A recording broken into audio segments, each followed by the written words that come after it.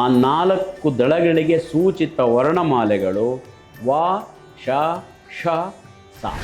ನಮ್ಮ ಕನ್ನಡ ವರ್ಣಮಾಲೆಗೆ ಇರತಕ್ಕಂಥ ಪಾವಿತ್ರ್ಯತೆ ಏನು? ನಮ್ಮ ಕನ್ನಡದ ಅಕ್ಷರಮಾಲೆ ಕೇವಲ ಓದಿಗಾಗಿ ಅಲ್ಲ, ಮಾತಿಗಾಗಿ ಅಲ್ಲ, ನಮ್ಮ ಬದುಕಿಗಾಗಿ, ಆರೋಗ್ಯಕ್ಕಾಗಿ, ಸಂಪತ್ತಿಗಾಗಿ, ಜ್ಞಾನಕ್ಕಾಗಿ. ಓಂ ಹ್ರಾಂ ಹ್ರೀಂ ಹ್ರೌಂ ಸಹ ಸೂರ್ಯಾಯ ನಮಃ.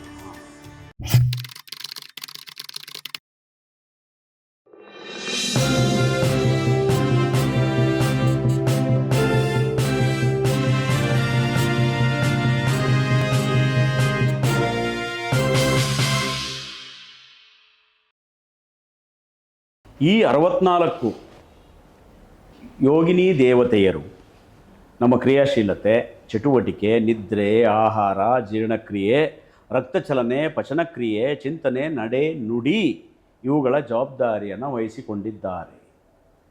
ನಾವು ಅವರನ್ನು ಪ್ರತಿನಿತ್ಯ ಪ್ರಾರ್ಥಿಸಬೇಕು, ಅವರಿಗೊಂದು ಥ್ಯಾಂಕ್ಸ್ ಹೇಳಬೇಕು, ಆ ದೇವತೆಗಳಿಗೆ ನಾವು ಧನ್ಯವಾದವನ್ನು ಹೇಳಬೇಕು. ಯಾವುದರ ಮೂಲಕ ಹೇಳ್ತೀವಿ? ಧ್ಯಾನ, ಯೋಗ, ಪ್ರಾಣಾಯಾಮ, ಕುಂಡಲಿ ಧ್ಯಾನದ ಮೂಲಕ ಅದನ್ನು ಮಾಡ್ತಾ ಬಂದರೆ ಅವರಿಗೆ ಧನ್ಯವಾದ ಹೇಳಿದ ಹಾಗೆಯೇ. ಹಾಗಾಗಿ ನಮಗೆ ತುಂಬ ಅವಶ್ಯಕ. ಇಲ್ಲಿಗೆ ಬಹುಶಃ ವೀಕ್ಷಕರಿಗೆ ಸಂಪೂರ್ಣ ಅರ್ಥವಾಗಿದೆ ಕುಂಡಲಿನಿ ಧ್ಯಾನದ ಬಗ್ಗೆ, ಪ್ರಾಣಾಯಾಮದ ಬಗ್ಗೆ, ಬೀಜ ಮಂತ್ರಗಳ ಬಗ್ಗೆ ಅರ್ಥವಾಗಿದೆ ಅಂತೇಳಿ ನಮ್ಮ ಭಾವನೆ. ಈಗ ಅಕ್ಷರಗಳ ಸಂಪರ್ಕ ಮಂತ್ರಗಳೊಳಗೆ, ಬೀಜ ಮಂತ್ರಗಳೊಳಗೆ ಹೇಗಿದೆ ಅನ್ನೋದನ್ನು ನೋಡೋಣ. ನಾವಾಗಲೇ ಹೇಳಿದ್ವಿ, ಒಂದೊಂದು ಚಕ್ರಕ್ಕೂ ಒಂದು ಅದರದೇ ಆದ ಬಣ್ಣ, ಅದರದೇ ಆದಂಥ ಕ್ರಿಯೆ, ಅದರದೇ ಆದಂಥ ಮಂತ್ರ, ಅದರದೇ ಆದಂಥ ಪಾವಿತ್ರ್ಯತೆ, ಅದರದೇ ಆದಂಥ ಪ್ರಭಾವ. ಅದರ ಜೊತೆಗೆ ಅಷ್ಟೂ ಚಕ್ರಗಳಿಗೆ ಇಂತಿಷ್ಟು ದಳಗಳು ಅಂತ ಇದೆ. ದಳಗಳು ಅಂದರೆ ಹೂವಿನ ಪಕಳೆಗಳು, ಹೆಸಳುಗಳು, ದಳಗಳು ಅಂತ ಇದೆ. ಆ ಒಂದೊಂದು ದಳಗಳಿಗೂ ಕೆಲವು ಕನ್ನಡದ ಅಕ್ಷರಗಳೇ ಬೀಜ ಮಂತ್ರಗಳಾಗಿದ್ದಾವೆ. ಇದು ಬಹಳ ಇಂಪಾರ್ಟೆಂಟ್. ಯಾವ್ಯಾವ ಚಕ್ರಕ್ಕೆ ಎಷ್ಟು ದಳಗಳು? ಮೂಲಾಧಾರ ಚಕ್ರಕ್ಕೆ 4 ದಳಗಳು. ಆ 4 ದಳಗಳಿಗೆ ಸೂಚಿತ ವರ್ಣಮಾಲೆಗಳು ವ ಶ ಷ ಸ. ವ ಶ ಷ ಸ 4 ದಳಗಳಿಗೆ 4 ನಮ್ಮ ವರ್ಣಮಾಲೆಯ ಅಕ್ಷರಗಳು ಸೂಚಿತವಾಗಿದ್ದಾವೆ. ಸ್ವಾಧಿಷ್ಠಾನ ಚಕ್ರಕ್ಕೆ 6 ದಳಗಳು. ವರ್ಣಾಕ್ಷರ ಸೂಚಿತ ಬ ಭ ಮ ಯ ರ ಲ. ಬ ಭ ಮ ಯ ರ ಲ. ನೋಡಿ, ಕನ್ನಡ ವರ್ಣಮಾಲೆಯ ಅಕ್ಷರಗಳು ಯಾವ ಯಾವ ಪವಿತ್ರವಾದ ಕ್ಷೇತ್ರದಲ್ಲಿ ತಮ್ಮ ಸ್ಥಾನವನ್ನು ಕೊಟ್ಟಿದ್ದಾರೆ ಋಷಿಗಳು. ಮಣಿಪುರ ಚಕ್ರಕ್ಕೆ 10 ದಳಗಳು. ಒಂದೊಂದು ಎಸಳಿಗೆ ಒಂದೊಂದು ಕನ್ನಡದ ಅಕ್ಷರ. ಡ ಢ ತ ಥ ದ ಧ ನ ಪ ಫ. ಅಲ್ಪಪ್ರಾಣ, ಮಹಾಪ್ರಾಣ ಬಹಳ ಮುಖ್ಯ ಇಲ್ಲಿ. ಅನಾಹತ ಚಕ್ರಕ್ಕೆ 12 ದಳಗಳು, 12 ಎಸಳುಗಳು ಅನಾಹತ ಚಕ್ರಕ್ಕೆ. ಆಗಲೇ ಹೇಳಿದ್ದೀವಿ, ಅನಾಹತ ಚಕ್ರ ಇಲ್ಲಿ ಬರುತ್ತೆ, ಅದೇ ಭಾಗ. ಕ ಖ ಗ ಘ ನ, ಚ ಛ ಜ ಝ ನ್ಯ, ಟ ಮತ್ತು ಠ. ವಿಶುದ್ಧಿ ಚಕ್ರಕ್ಕೆ 16 ದಳಗಳು. ಅ ಆ ಇ ಉ ಊ ರು ರು ಎ ಐ ಓ ಔ ಅಂ ಅಹ. ಆಜ್ಞಾ ಚಕ್ರಕ್ಕೆ 2 ದಳಗಳು. ಅದಕ್ಕೆ ಇಲ್ಲಿ ಅಕ್ಷರಗಳನ್ನು ಸೂಚಿಸಿಲ್ಲ, ದಾಖಲೆ ಇಲ್ಲ. ಸಹಸ್ರಾರ ದೇಹದಿಂದ ಹೊರಗಿರುವ ಚಕ್ರ, ಇದಕ್ಕೂ ಕೂಡ ಅಕ್ಷರ ಸೂಚಿತವಾಗಿಲ್ಲ. ಒಟ್ಟಾರೆ ಇಲ್ಲಿರುವ 5 ಚಕ್ರಗಳಿಗೆ ಕನ್ನಡ ವರ್ಣಮಾಲೆಯ ಅಕ್ಷರಗಳು ಬೀಜಾಕ್ಷರ ಮಂತ್ರಗಳಾಗಿ ಸೂಚಿತವಾಗಿದ್ದಾವೆ ಅಂತ ಅಂದರೆ ನಮ್ಮ ಕನ್ನಡ ವರ್ಣಮಾಲೆಗೆ ಇರತಕ್ಕಂಥ ಪಾವಿತ್ರ್ಯತೆ ಏನು, ಎಷ್ಟು?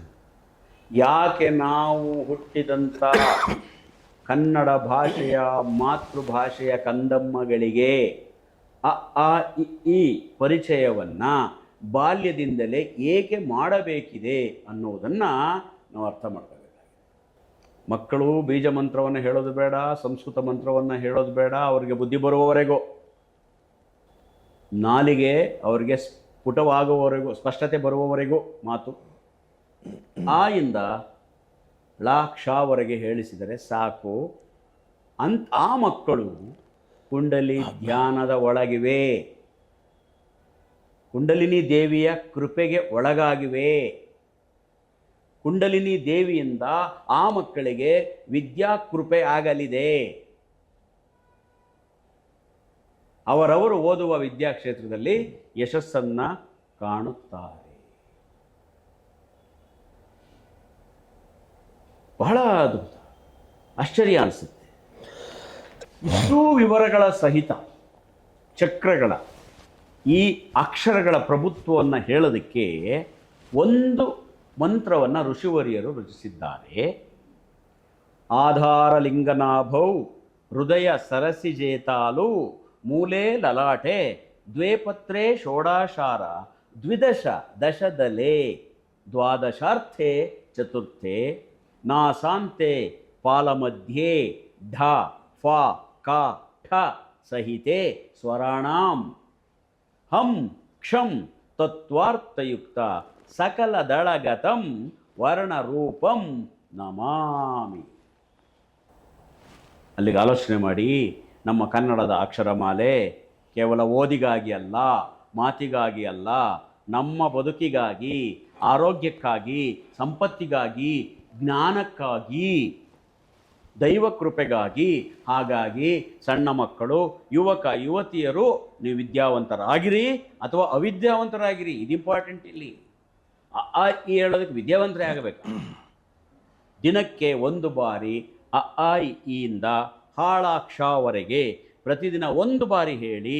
ಈ ರೀತಿ ಕನ್ನಡ ಅಕ್ಷರಮಾಲೆಯ ಬೋರ್ಡನ್ನು ಕಡ್ಡಾಯವಾಗಿ ಎಲ್ಲರೂ ತಮ್ಮ ತಮ್ಮ ಮನೆಯಲ್ಲಿ ನೇತು ಹಾಕ್ಕೊಂಡು ಈಗ ಒಂದು ಹೂವನ್ನು ಮಡಿಸಿ ಇದಕ್ಕೊಂದು ಪೂಜೆಯನ್ನು ಮಾಡಿ, ಇದಕ್ಕೊಂದೆರಡು ಗಂಧದ ಕಡ್ಡಿಯನ್ನು ಬೆಳಗಿ ಒಮ್ಮೆ ನಮಸ್ಕರಿಸಿ ಇದನ್ನು ಹೇಳಿಬಿಟ್ರೆ ನಮ್ಮ ಜನ್ಮ ಸಾರ್ಥಕವಾಗುತ್ತದೆ.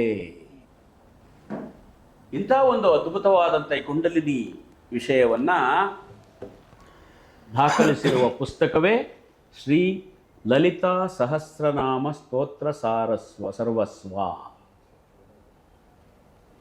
ಗ್ರಂಥಗಳು ನೋಡಿ ನಮಗೆ ಮಾರ್ಗದರ್ಶನವೇ ಇಂಥ ಪುಸ್ತಕಗಳು ಮಾಡಿದ್ದಾರೆ. ಪವನಿ ನಿರ್ಮಲ ಪ್ರಭಾವತಿ ಅವರ ತೆಲುಗು ಮೂಲ ಕೃತಿಯನ್ನು ಕನ್ನಡಕ್ಕೆ ಲಲಿತಾ ಶಾಸ್ತ್ರಿಯವರು ಅನುವಾದಿಸಿದ್ದಾರೆ. 2003ರಲ್ಲೇ ಇದು 3ನೇ ಮುದ್ರಣವನ್ನು ಕಂಡಿದೆ. 22 ವರ್ಷ ಆಯಿತು. ಎಂಥ ವಿಚಾರಗಳನ್ನು ಹುಡುಕಿ ಇಲ್ಲಿ ದಾಖಲಿಸಿದ್ದಾರೆ ವಿದ್ವಾಂಸರು. ಹಾಗಾಗಿ ಈ ಲೇಖಕಿದ್ವಯರಿಗೆ, ಪವನಿ ನಿರ್ಮಲ ಪ್ರಭಾವತಿ ಮತ್ತು ಲಲಿತಾ ಶಾಸ್ತ್ರಿಯವರಿಗೆ ಈ ಸಂಚಿಕೆಯ ಮೂಲಕ ನಾವೊಂದು ಹೃತ್ಪೂರ್ವಕ ಧನ್ಯವಾದವನ್ನು ಹೇಳೋಣ. ಅದೇ ರೀತಿ ಕುಂಡಲಿನಿ ಧ್ಯಾನಕ್ಕೆ ಹೇಗೆ ಬೀಜಾಕ್ಷರ ಮಂತ್ರಗಳು ಲಂ ವಂ ರಂ ಯಂ ಹಂ ಓಂ ಇದೆಯೋ, ನಮ್ಮ ಅಷ್ಟೂ ಗ್ರಹಗಳಿಗೆ ರವಿ, ಚಂದ್ರ, ಕುಜ, ಬುಧ, ಗುರು, ಶುಕ್ರ, ಶನಿ, ರಾಹು, ಕೇತು ಗ್ರಹಗಳಿಗೂ ಕೂಡ ನಮ್ಮ ಕನ್ನಡ ಅಕ್ಷರಗಳದ್ದೇ ಬೀಜ ಮಂತ್ರ ಇದೆ. ಬಹಳ ಅದ್ಭುತ. ರವಿಗೆ ಓಂ ಹ್ರಾಂ ಹ್ರೀಂ ಹ್ರೌಂ ಸಹ ಸೂರ್ಯಾಯ ನಮಃ. ಚಂದ್ರನಿಗೆ ಓಂ ಶ್ರಾಂ ಶ್ರೀಂ ಶ್ರೌಂ ಸಹ ಚಂದ್ರಾಯ ನಮಃ. ಕುಜನಿಗೆ ಓಂ ಕ್ರಾಂ ಕ್ರೀಂ ಕ್ರೌಂ ಸಹ ಕುಜಾಯ ನಮಃ. ಓಂ ಭ್ರಾಂ ಭ್ರೀಂ ಭ್ರೌಂ ಸಹ ಬುಧಾಯ ನಮಃ. ಓಂ ಹ್ರಾಂ ಹ್ರೀಂ ಯರಲವಃ. ಓಂ ಹ್ರಾಂ ಹ್ರೀಂ ಹ್ರೌ ಸಹ ಗುರವೇ ನಮಃ. ಶುಕ್ರನಿಗೆ ಓಂ ದ್ರಾಂ ದ್ರೀಂ ದ್ರೌಂ ಸಹ ಶುಕ್ರಾಯ ನಮಃ. ಓಂ ಕ್ರಾಂ ಕ್ರಾಂ ಈಕ ಕ್ರೀಂ ಕ್ರೌಂ ಸಹ ಶನೈಶ್ಚರಾಯ ನಮಃ. ಓಂ ಭ್ರಾಂ ಈಭ. ಓಂ ಭ್ರಾಂ ಭ್ರೀಂ ಭ್ರೌಂ ಸಹ ರಾಹುವೇ ನಮಃ. ಕೇತುವಿಗೆ ಓಂ ಪ್ರಾಂ ಪ್ರೀಂ ಪ್ರೌಂ ಸಹ ಕೇತವೇ ನಮಃ. ಇಷ್ಟೂ ಮಂತ್ರಗಳನ್ನು ಯಾರ್ಯಾರು ಯಾವ ರಾಶಿಯವರಾಗಿರಲೂ ಆಗಿರಲಿ ಇಷ್ಟೂ ಮಂತ್ರಗಳನ್ನು ಪ್ರತಿದಿನ ಪಠಿಸಿಬಿಟ್ಟರೆ ನವಗ್ರಹಗಳ ಅನುಗ್ರಹ ಪ್ರತಿದಿನವೂ ಇರುತ್ತದೆ. ಜ್ಞಾಪಕ ಇಟ್ಕೊಳ್ಳೋದು ಈಸಿ. ಅದಕ್ಕೊಂದು ನಂಬರ್ ಕೊಟ್ಕೊಂಬಿಡಿ. ರವಿಗೆ ಹ, ಚಂದ್ರನಿಗೆ ಶ, ಕುಜನಿಗೆ ಕ, ಬುಧನಿಗೆ ಬ. ಹ ಶ ಕ ಬ. ಮತ್ತೆ ಗುರುವಿಗೆ ಹ ದ ಬ ಭ. ಹ ದ ಹ ಧ ಖ ಭ ಪ. ಹಿಂಗೆ ಜ್ಞಾಪಕ ಇಟ್ಕೊಂಬಿಟ್ರೆ ಆಯಿತು. ಇದನ್ನು ಹಾಕ್ತಾರೆ, ಇದೆಲ್ಲ ಹಾಕ್ತಾರೆ. ಅದನ್ನು ನೀವು ಸ್ಕ್ರೀನ್ಶಾಟ್ ತೆಗೆದಿಟ್ಕೊಳ್ಳಿ. ಇಷ್ಟೂ ಸೇರಿ ಒಂದು ಹಾಕ್ತಾರೆ.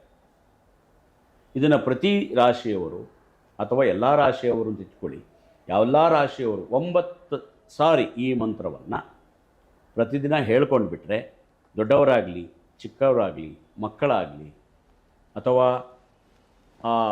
ಬೇರೆ ಬೇರೆ ಆರೋಗ್ಯ ಸಮಸ್ಯೆಗಳನ್ನು ಎದುರಿಸುತ್ತಿರುವವರಾಗಲಿ ಕಾನ್ಸಂಟ್ರೇಷನ್ ಕೊರತೆ ಇರುವವರಾಗಲಿ ಇದನ್ನು ಅಭ್ಯಾಸ ಮಾಡಿ ನವಗ್ರಹಗಳ ಅನುಗ್ರಹ ಸದಾ ನಿಮ್ಮ ಜೊತೆ ಇರುತ್ತದೆ.